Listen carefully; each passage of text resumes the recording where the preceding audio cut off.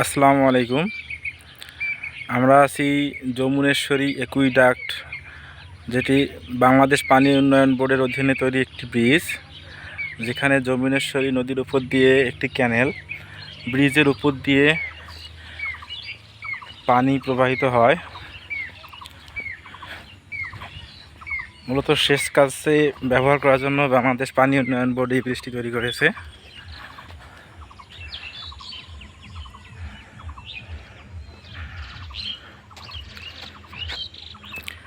এটি নীলফামারীর কিশোরগঞ্জ যে অবস্থিত।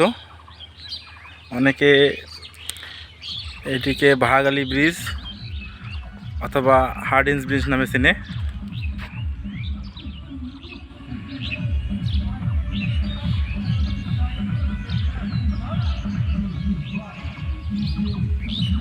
বর্তমানে ক্যানেলে পানি না থাকায় পানি শূন্য অবস্থায় আছে।